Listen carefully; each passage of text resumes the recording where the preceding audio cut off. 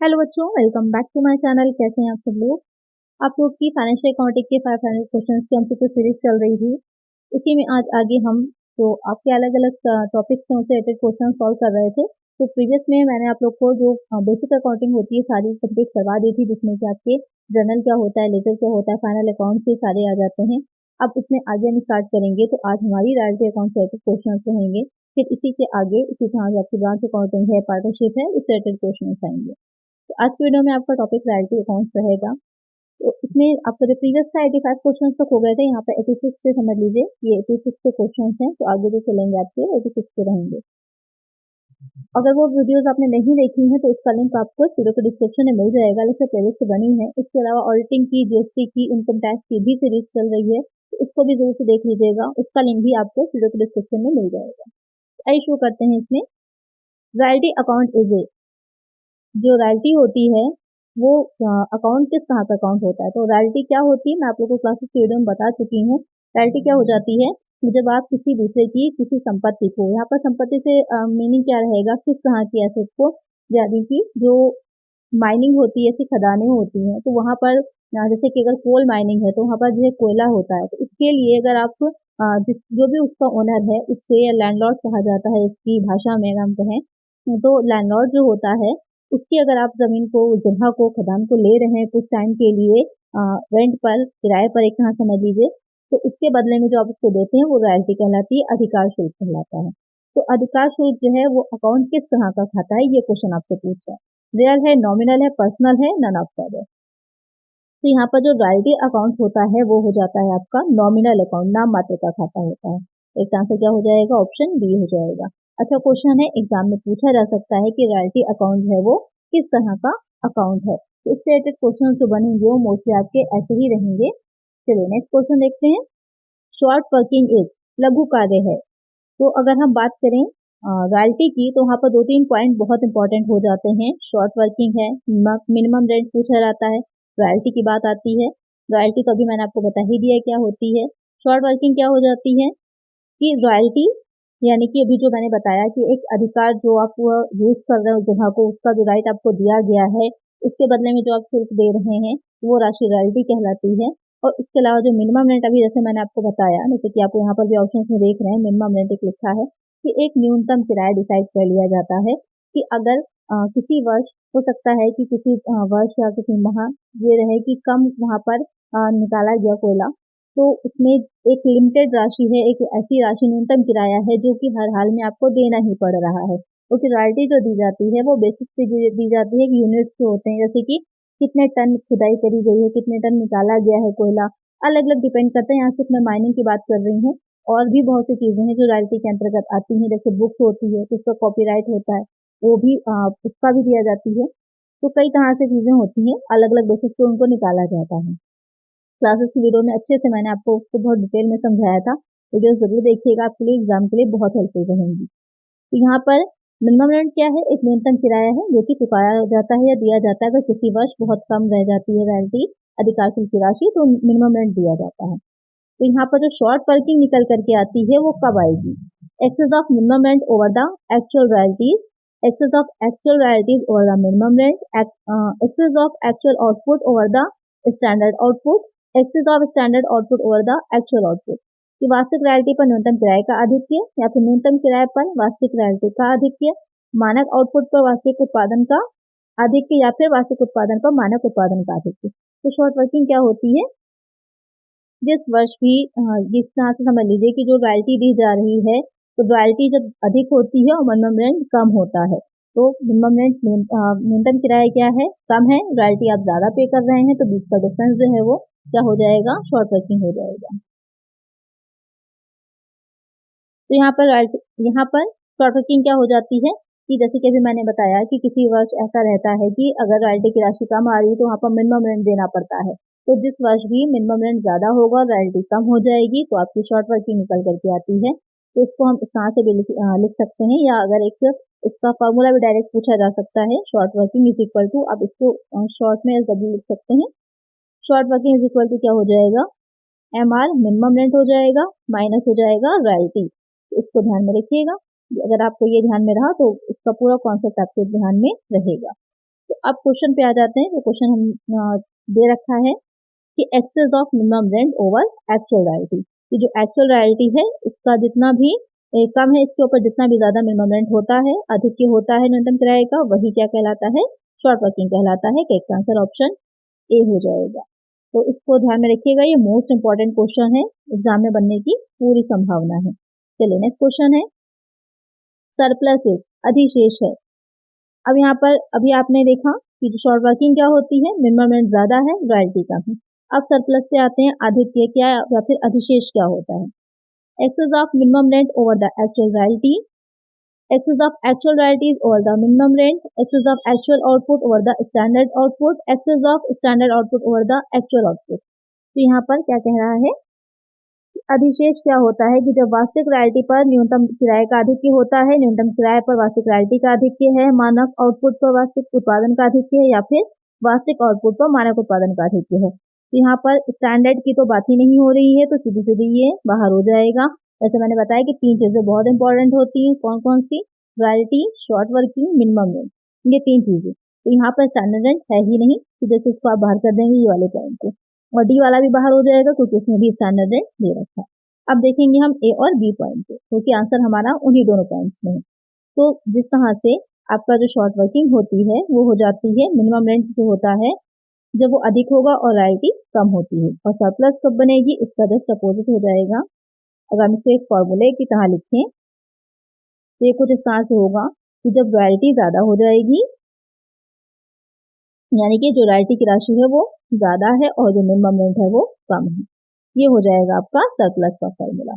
Royalty क्या है, ज्यादा है, मिनिमम रेंट कम है, तो अगर ऑप्शंस की हम बात करें तो कौन सा करेक्ट हो जाएगा, ऑप्शन बी जो दे रखा है, excess of actual royalty over the minimum rent. Minimum rent के ऊपर जितना भी एक्चुअल रॉयल्टी ज्यादा होगी, अधिक होगा, वही हो जाएगी हमारी सरप्लस। तो एक आंसर क्या हो जाएगा, ऑप्शन बी हो जाएगा। तो ये दोनों मोस्ट इंपॉर्टेंट क्वेश्चन है, इनको ध्यान में रखिएगा, एग्जाम में पूछे जा सकते हैं।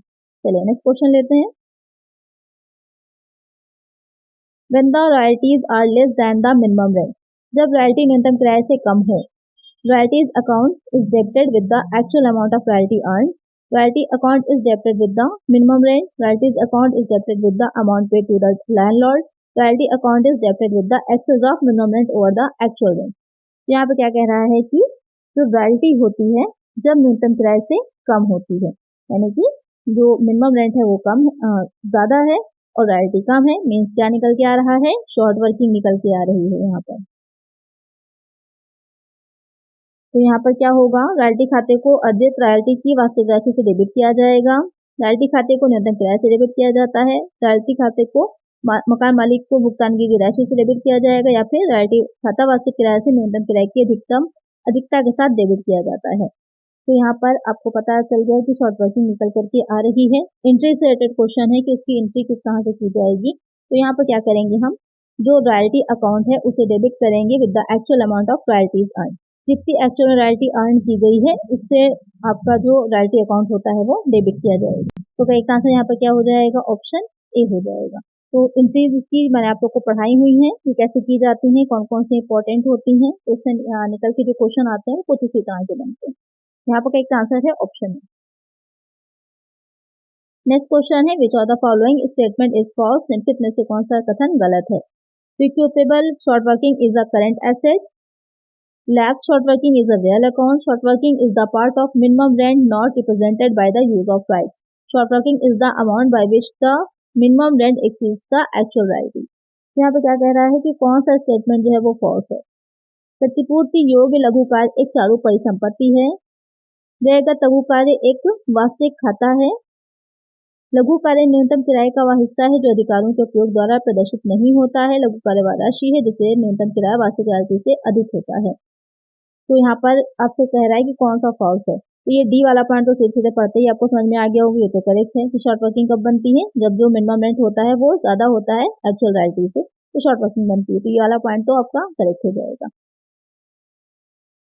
जो ए पॉइंट है, recoupable short working is a current asset, वो आपकी शॉर्ट वर्किंग जो कि रिक्यूप की जा सकती है, दो तरह की होती है कि रिक्यूपेबल जो होती है यानी कि आगे अगर सरप्लस बन रहा है तो आप वहां पर उसको रिक्यूप कर सकते हैं, और जो रिक्यूपेबल नहीं होती है तो आगे उसे रिक्यूप नहीं किया जा सकता, अगर जो सरप्लस बन भी रही है तो भी नहीं किया जा सकता। यहाँ पर क्या जो क्वेश्चन कह रहा है कि करंट एसेट होती है तो करेक्ट हो जाएगा। दूसरा है कि lapse short working is a real account, तो लैप्स शॉर्ट वर्किंग जो कि लैप्स हो गई है शॉर्ट वर्किंग, वो एक रियल अकाउंट होती है, वास्तविक खाता है।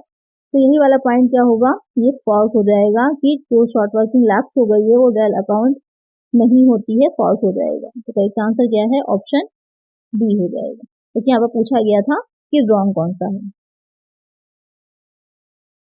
और यहाँ पर जो सी पॉइंट है वो भी आपका करेक्ट ही है। Short working is the part of minimum rent not represented by the use of right. Short working क्या होता है, part of minimum rent is the part of minimum rent not represented by the use of right. जो वो वाला part होता है जिससे कि नहीं आप यूज कर पाए, या जिसको या इस तरह कह सकते हैं कि जो भी मिनिमम रेंट में से ही बचा हुआ होता है, जो कि रॉयल्टी के द्वारा आपको पे कर देना चाहिए था लेकिन वहाँ पर नहीं कर पाए हैं, तो वो आपका उसी का ही बचा हुआ हिस्सा होता है। तो करेक्ट है, ये दोनों ही पॉइंट आपके, ये तीनों ही पॉइंट करेक्ट हो जाएंगे, बी वाला गलत हो जाएगा, वही आपका आंसर हो जाएगा। चलिए नेक्स्ट क्वेश्चन लेते हैं। Which of the following statement is false. यहाँ पर भी आपसे ये पूछा है कि कौन सा कथन गलत है। इस तरह के जो क्वेश्चन होते हैं बहुत से पॉइंट क्लियर हो जाते हैं, जैसे कि आपको ये पता चल गया कि जो शॉर्ट वर्किंग अकाउंट होता है वो आपकी करंट एसेट होती है एक तरह से।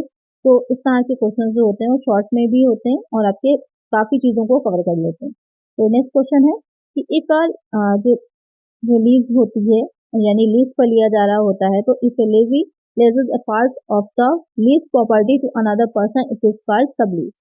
In case of partial sublease, lessor will be paid on the basis of the output of the primary lease. Royalty receivable account is opened in the books of the lessor. Minimum rent is payable by the lessee even if the partiality account amount is less than the minimum rent. यहाँ पर कौन सा कथन जो गलत है कि यदि पट्टेदार पट्टे पर दी गई संपत्ति का एक हिस्सा किसी अन्य व्यक्ति को पट्टे पर देता है तो इसे उपपट्टा कहा जाता है। आंशिक उपपट्टे के मामले में पट्टाकर्ता को प्राथमिक पट्टे के आउटपुट के आधार पर भुगतान किया जाएगा। पट्टाकर्ता की पुस्तकों में रॉयल्टी प्राप्त खाता खोला जाता है। न्यूनतम किराया पट्टेदार द्वारा देय होता है, भले ही रॉयल्टी राशि न्यूनतम किराए से कम हो। तो यहाँ पर आपको बताना है कि इसमें से कौन सा स्टेटमेंट ऐसा है जो कि फॉल्स है। तो पहला वाला जो है कि अगर जो पट्टेदार पट्टे पर दी गई संपत्ति का हिस्सा किसी अन्य व्यक्ति को पट्टे पर देता है तो उसे उपपट्टा कहा जाता है, करेक्ट हो जाएगा। आंशिक उपपट्टे के मामले में पट्टादाता को प्राथमिक पट्टे के आउटपुट के आधार पर भुगतान किया जाएगा, ये भी करेक्ट है। पट्टाकर्ता की पुस्तकों में रॉयल्टी प्राप्त खाता खोला जाता है, ये आपका गलत हो जाएगा। तो royalty receivable account is open in the books of ledger, ये आपका गलत हो जाएगा। तो करेक्ट आंसर क्या हो जाएगा, ऑप्शन सी हो जाएगा। ये अकाउंट किसकी बुक्स में खोला जाता है, आप लोग मुझे इसका आंसर कमेंट करिए, बहुत ही इजी सा क्वेश्चन है। इसका आंसर आप लोग सब बच्चे मुझे कमेंट करिएगा। चलिए नेक्स्ट क्वेश्चन है। In the books of lessee short working recovered amount is debited to. पट्टेदार की पुस्तकों में कम कार्य यानी कि जो शॉर्ट वर्किंग बन रही है, शॉर्ट वर्किंग को हिंदी में लघु कार्य राशि कहा जाता है, से वसूली गई राशि को डेबिट किया जाता है लाभ और हानि खाते में, न्यूनतम किराया खाता, कम लघु कार्य वसूली योग्य खाता या फिर रॉयल्टी का खाता। तो इन जो पट्टेदार है उसकी बुक्स में जो शॉर्ट वर्किंग रिकवर्ड हो गई है उसको आप कहाँ पर किस अकाउंट में डेबिट करेंगे, ये क्वेश्चन कह रहा है। तो उसे प्रॉफिट एंड लॉस अकाउंट में डेबिट किया जाता है। करेक्ट आंसर क्या हो जाएगा, ऑप्शन ए हो जाएगा। तो ये सारे क्वेश्चंस कहाँ से निकल करके आते हैं, जनरल एंट्रीज से आते हैं। अगर आपको अच्छे से एंट्रीज याद होंगी तभी आप इनको सॉल्व कर पाएंगे। और एंट्रीज मैंने आप लोग को पढ़ाई हुई है क्लासेस की वीडियोज में, अगर आप लोगों ने देखी होंगी तो आपको बहुत अच्छे से समझ में आएगा। करेक्ट आंसर हो जाएगा option A. If royalty is less than minimum rent, the balance of royalty account at the end of the year has to be transferred to। यदि रॉयल्टी न्यूनतम किराए से कम है तो वर्ष के अंत में रॉयल्टी खाते का शेष राशि को स्थानांतरित किया जाना चाहिए। कैपिटल रिजर्व अकाउंट में, रिजर्व कैपिटल अकाउंट में, प्रॉफिट एंड लॉस अकाउंट में, मिनिमम रेंट में। यहाँ पे क्या कह रहा है, if royalty is less than the minimum rent, यानी कि रॉयल्टी जो है वो मिनिमम रेंट से कम है। मीन्स क्या निकल के आ रहा है, यहाँ पर शॉर्ट वर्किंग निकल करके आ रही है। The balance of royalty account at the end of the year has to be transferred to. तो बैलेंस जो बच रहा है उसको आप कहाँ पर ट्रांसफर करते हैं, ये आपसे क्वेश्चन पूछ रहा है। आपने देखा कि शॉर्ट वर्किंग निकल करके यहाँ पर क्वेश्चन जब थोड़ा ट्रिक करके पूछा गया, आपको ये बताना है कि जो एक्सेस बच रहा है मिनिमम रेंट जो कि ज्यादा है, रॉयल्टी यहाँ पर कम है, रॉयल्टी इज लेस देन साफ साफ लिखा हुआ है, तो क्या बनेगा, शॉर्ट वर्किंग बन जाएगी। शॉर्ट वर्किंग बन रही है उसको आप कहाँ पर दिखाएंगे, किस अकाउंट में जाएगी, बहुत ईजी सा क्वेश्चन है। यहाँ तक पहुंचने के बाद आपको क्लियर हो गया, वो उसे कहाँ दिखाएंगे, प्रॉफिट एंड लॉस अकाउंट में दिखाएंगे। बस आपको पहुंचना कहाँ तक था, शॉर्ट वर्किंग तक पहुंचना था। तो इस तरह के क्वेश्चन अगर बनते हैं तो वैसे तो देखने में इजी है, लेकिन थोड़ा सा डीप हो जाता है, थोड़ा सा आपको दिमाग लगाना है और आपका आंसर निकल आएगा। तो इससे कॉन्सेप्ट भी क्लियर हो जाता है। इस तरह से कॉन्सेप्ट क्लियर करने के लिए ही पूछे जाते हैं इस तरह के क्वेश्चन कि आपको कितना आता है। एक होता है रट्टा लगा करके याद कर लेना कि हाँ ऐसे ऐसे होता है, यहाँ पर आपको थोड़ा सा दिमाग लगाना होता है। एक आंसर है ऑप्शन सी। चलिए नेक्स्ट क्वेश्चन। नेक्स्ट क्वेश्चन है, in case of recruitment of short working तलेजी debit short working account, credit profit and loss account, credit short working account, credit landlord account. जो लघु कार्य की वसूली के मामले में पट्टेदार जो लघु कार्य खाते को डेबिट करता है, लाभ और हानि खाते को क्रेडिट करता है, लघु कार्य खाते को क्रेडिट करता है या फिर मकान मालिक के खाते को क्रेडिट करता है। यहाँ पर रिक्रूट जब हो रही है जो शॉर्ट वर्किंग है, तो वहां पर जो पट्टेदार है क्या करेगा, ये आपको ऑप्शंस दे रखे हैं, आपको बताना है कि रिक्रूटमेंट के टाइम पर शॉर्ट वर्किंग के जो पट्टेदार की अगर हम बात करें तो अपने अकाउंट में जो बना रहा है, वो बुक्स लिख रहा है, उसमें वो क्या एंट्री करता है। तो वहाँ पर वो क्रेडिट शॉर्ट वर्किंग अकाउंट को वो क्रेडिट करता है। एक आंसर क्या हो जाएगा, ऑप्शन सी हो जाएगा। डेबिट जो है वो क्या चीज करता है, इसकी एंट्री होती है पूरी, क्या एंट्री होगी अगर आपको पता है, अगर आपने वीडियोस देखी तो आपको जरूर पता होगा, कमेंट करिएगा कंप्लीट एंट्री क्या होती है इसकी। चलिए नेक्स्ट क्वेश्चन है, if the short working amount is not recoup, यानी कि इरिकवेबल शॉर्ट वर्किंग से रिकवर नहीं हुई है short working due to expiry of the, यानी कि एक्सपायरी जो होती है रिक्रूटमेंट की एक डेट होती है कि डेट तक ही रिक्रूट किया जा सकता है। ऐसा नहीं कि आप पूरे जीवन भर करते रहिए, एक लिमिटेड टाइम होता है, डिसाइडेड होता है 3 साल का 5 साल का, तब तक रिक्रूट किया जा सकता है। तो अगर वो टाइम निकल चुका है और रिक्रूट नहीं कर पाए हैं शॉर्ट वर्किंग को, तो वहां पर it should be debited to, तो उसे कहाँ पर डेबिट किया जाएगा, यदि कम कार्य की या लघु कार्य की, यहाँ पर कम कार्य से मीनिंग यहाँ पर सिर्फ सीधे लघु कार्य से है, जो लघु कार्य है की राशि वसूल की अवधि समाप्त होने के कारण वापस नहीं ली जाती है, तो इसे कहाँ पर दिखाया जाता है, यहाँ पर कहाँ पर डेबिट किया जाता है, ये डेबिट किया जाना चाहिए, ऊपर होगा यहाँ पर। इसे कहाँ पर डेबिट किया जाना चाहिए, न्यूनतम किराए खाते में, मकान मालिक खाते में, रॉयल्टी खाते में, लाभ और हानि खाते में। तो इसे कहाँ पर हम डेबिट करेंगे, कहाँ पर दिखाएंगे अगर रिक्रूट नहीं हो पाई है, कब कि जब उसकी टाइम लिमिट समाप्त हो गई थी इस वजह से, तो उसे हम दिखाते हैं प्रॉफिट एंड लॉस अकाउंट में। सीधी सी बात है, कुछ रिक्रूट नहीं हो पाया है, लॉस हो गया है, तो उसे कहाँ लेकर जाना है, प्रॉफिट एंड लॉस अकाउंट में जाना है।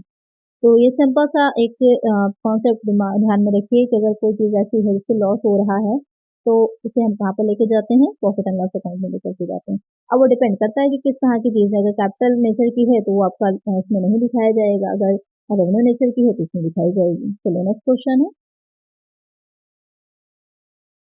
When royalty is paid, it is debited in the books of liability. जब रॉयल्टी का भुगतान किया जाता है तो इसे पट्टेदार के पुस्तकों में डेबिट किया जाता है। Royalty account, profit and loss account, landlord account, none of the above. जब रॉयल्टी पे की जा रही है तो उसे कहाँ पर, जो पट्टेदार है, दो तरह की बनती है बुक्स इसमें, एक आपकी पट्टेदार की बनती है, एक पट्टेदाता की बनती है, दोनों की बुक्स बनती है। यहाँ पर क्वेश्चन आपसे पूछ रहा है कि पट्टेदार है लेजी है, उसकी बुक्स में कहाँ पर डेबिट किया जाएगा जब पे की जा रही होगी, किस अकाउंट में डेबिट किया जाता है, तो वो हो जाता है आपका लैंडलॉर्ड अकाउंट। एक आंसर क्या हो जाएगा, ऑप्शन सी हो जाएगा। चलिए नेक्स्ट क्वेश्चन है, short working means, short working का जो लघु कार्य राशि होती है उसका क्या अर्थ होता है। बहुत ही सिंपल सा इजी सा क्वेश्चन है, अभी मैंने इसके बारे में आपको बताया ही है। इसका आंसर आप लोग जल्दी से मुझे कमेंट कर दीजिए कि शॉर्ट वर्किंग का मीनिंग क्या है, या फिर एक फॉर्मूले की तरह शॉर्ट वर्किंग क्या होती है। चलिए नेक्स्ट क्वेश्चन है, royalties are connected with the following type of business. Royalty निम्न प्रकार के व्यवसाय से जुड़ी होती है, manufacturing industry, mining industry, construction business, none of the above. Royalty जो होती है वो किस तरह के बिजनेस से या किस टाइप के बिजनेस से जुड़ी होती है, जैसे कि अभी मैंने आपको बताया ही था कि कुछ चीजें ऐसी होती हैं जो रॉयल्टी के क्षेत्र में आती हैं। तो यहाँ पर ना वो निर्माण होता है, ना ही निर्माण उद्योग होता है, क्या हो जाता है, सॉरी माइनिंग जो होता है, जो खनन उद्योग होता है उससे जुड़ी हुई होती है। तो एक आंसर क्या हो जाएगा, ऑप्शन बी हो जाएगा। चलिए नेक्स्ट क्वेश्चन है, royalty is the agreement between the following person. Royalty निम्नलिखित व्यक्तियों के बीच में एक समझौता होता है, seller and buyer, bank and customer, trustee and beneficiary, landlord and tenant. यानी कि जो रॉयल्टी है वो एक तरह का एग्रीमेंट है, किसके बीच में, विक्रेता और खरीदार के, बैंक और ग्राहक के, ट्रस्टी और लाभार्थी के, मकान मालिक, मालिक यहाँ पे समझ लीजिए पट्टेदार और किराएदार की, यहाँ पर मकान मालिक नहीं, मालिक ही होगा लैंडलॉर्ड जो होता है, और किराएदार के, पट्टेदार और पट्टेदार। तो यहाँ पर यहाँ पर पट्टेदाता और पट्टेदार हो जाएगा उनके बीच में। यहाँ से लिख लीजिए कि पट्टेदाता, क्योंकि भूमि को दे रहा है या उस जगह को दे रहा है, या फिर पट्टादार जो होता है, उन दोनों के बीच में क्या है, एक समझौते की तरह है। तो ये आपका एक तरह से क्या होता है, समझौता ही होता है दोनों के बीच में। तो करेक्ट आंसर यहाँ पर ऑप्शन डी हो जाएगा कि लैंडलॉर्ड और जो टेनेंट होता है, लेजर और लेवी जो होता है, उनके बीच में क्या है, ये एक समझौता होता है, एग्रीमेंट होता है। करेक्ट आंसर हो जाएगा option D. Dead rent is also called, dead rent को ये भी कहा जाता है, outstanding rent, minimum rent, prepaid rent, none of the above. तो डेड रेंट को और क्या कहते हैं, इसे मिनिमम रेंट, न्यूनतम किराया भी कहा जाता है, यानी कि मिनिमम रेंट को डेड रेंट या फिर डेड रेंट को मिनिमम रेंट कहा जाता है। इसको याद कर लीजिएगा, ये भी पूछा जा सकता है। चलिए नेक्स्ट क्वेश्चन है, the objectives of fixing dead rent is, dead rent तय करने का उद्देश्य क्या होता है, किस उद्देश्य से डेड रेंट है या फिर मिनिमम रेंट है उसे फिक्स किया जाता है। Landlord should not get more than a certain amount per year, lessee should not pay more than the amount of dead rent, landlord must receive a minimum amount in case of low output और sales, या फिर इनमें से कोई नहीं लेना चाहिए। तो यहाँ पर क्वेश्चन जो आपसे पूछ रहा है कि मिनिमम रेंट क्यों तय किया जाता है, तो अभी मैं आप लोग को समझा ही चुकी हूँ। इसलिए तय किया जाता है, इसलिए डिसाइड किया जाता है कि किसी वर्ष अगर सेल कम हो रही है, खनन कम हुआ है, तो उस वर्ष में जो लैंडलॉर्ड है उसको कम से कम इतना अमाउंट मिल जाए कि उसको नुकसान ना होने पाए। तो इस वजह से तय किया जाता है। सही आंसर यहाँ पर ऑप्शन सी हो जाएगा कि कम उत्पादन या बिक्री के मामले में मकान मालिक को न्यूनतम राशि मिलनी चाहिए। यहाँ पर मालिक जो है उसको न्यूनतम राशि मिलनी चाहिए। तो कई चांस में क्या हो जाएगा, ऑप्शन सी हो जाएगा। चलिए नेक्स्ट क्वेश्चन है, the lessee's right to recoup short working is related to, पट्टेदार का जो लघु कार्य की भरपाई करने का अधिकार निम्न से संबंधित है। 6 period, subsequent 2 years, terms and agreement, none of the above. किससे रिलेटेड है, तो वहाँ पर रिक्यूप कैसे करनी है या नहीं करनी, कितने वर्ष तक करनी है, ये सारी चीजें जो होती है वो एग्रीमेंट से डिसाइड होती हैं। टर्म्स एंड एग्रीमेंट जो होते हैं आपस में समझौता जो होता है उससे होती है। तो एक आंसर क्या हो जाएगा, ऑप्शन सी हो जाएगा कि शर्तें और समझौता जो उन दोनों के बीच में हुआ होगा उससे रिलेटेड होती है। चलिए नेक्स्ट क्वेश्चन है, in case of sublease royalty earn by the ledger is stated to, उप पट्टे के मामले में पट्टाकर्ता द्वारा अर्जित रॉयल्टी को निम्न में जमा किया जाता है। सब लीज अकाउंट में, प्रॉफिट एंड लॉस अकाउंट में, रॉयल्टी रिसीवेबल अकाउंट में, रॉयल्टी अकाउंट में। जब सब लीज पर होती है रॉयल्टी तो अर्न की जा रही है, तो जो लेजर होता है इसे कहाँ पर क्रेडिट करता है, कहाँ पर दिखाता है, ये आपसे क्वेश्चन पूछा जो पट्टाकर्ता होता है उसे कहाँ पर दिखाएगा, उसे वो दिखाता है रॉयल्टी रिसीवेबल अकाउंट में। तो इसका आंसर क्या हो जाएगा, ऑप्शन सी हो जाएगा। क्रेडिट करने की बात की जा रही है, कहाँ क्रेडिट करेगा, तो उसे रॉयल्टी रिसीवेबल अकाउंट में क्रेडिट करेगा। तो एक आंसर है ऑप्शन सी। नेक्स्ट क्वेश्चन है, ग्राउंड रेंट और सरफेस रेंट में, ग्राउंड रेंट या फिर सरफेस रेंट का क्या अर्थ होता है, minimum royalty payable, maximum royalty payable, fixed rent payable in addition to minimum rent, not recovered at the end of lease time. Question यहाँ पे क्या कह रहा है, जो ग्राउंड रेंट या फिर जो सरफेस रेंट होता है उसकी मीनिंग क्या होती है कि दे न्यूनतम रॉयल्टी या दे अधिकतम रॉयल्टी, न्यूनतम किराए के अतिरिक्त दे निश्चित किराया, या फिर लीज अवधि के अंत में वसूला गया किराया। तो यहाँ पर जो ग्राउंड रेट या सरफेस रेंट होता है वो हो जाता है कि जो fix rent payable in addition to minimum rent, जो मिनिमम रेंट होता है, जो न्यूनतम किराया होता है उसके अतिरिक्त जो दे निश्चित किराया होता है वो आपका ग्राउंड रेंट या फिर सरफेस रेंट कहलाता है। एक आंसर क्या हो जाएगा, ऑप्शन सी हो जाएगा। चलिए नेक्स्ट क्वेश्चन है, short working can be recouped out of, जो लघु कार्य की भरपाई निम्न से किसमें से की जा सकती है, minimum rent, excess of actual royalty over minimum rent, surplus, excess of minimum rent over actual royalty, profit and loss account. तो शॉर्ट वर्किंग है, यानी कि शॉर्ट वर्किंग जो है उसको आप रिक्यूब जो है किस चीज से कर सकते हैं, ये क्वेश्चन आपको पूछ रहा है।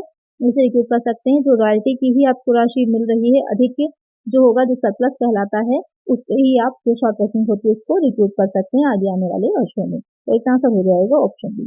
तो आई होप आपको अच्छे से कॉन्सेप्ट पूरा क्लियर हो गया होगा रॉयल्टी के बारे में। पहले अगर आपने क्लास की वीडियो नहीं देखी उसको एक बार देख लीजिए, तो रॉयल्टी आपको अच्छे समझ में आ जाएगा, उसके क्वेश्चन समझ में आ जाएंगे और इंट्रीज समझ में आ जाएंगे। उसके बाद जब आप इसको सॉल्व करेंगे तो आपके लिए बहुत ही ईजी हो जाएगा ये चैप्टर। तो आज की वीडियो में इतना ही। यहाँ पर आपके टोटल अगर बात करें तो 105 क्वेश्चन जो है वो कंप्लीट हो गए हैं। तो 500 क्वेश्चन की सीरीज है आपकी।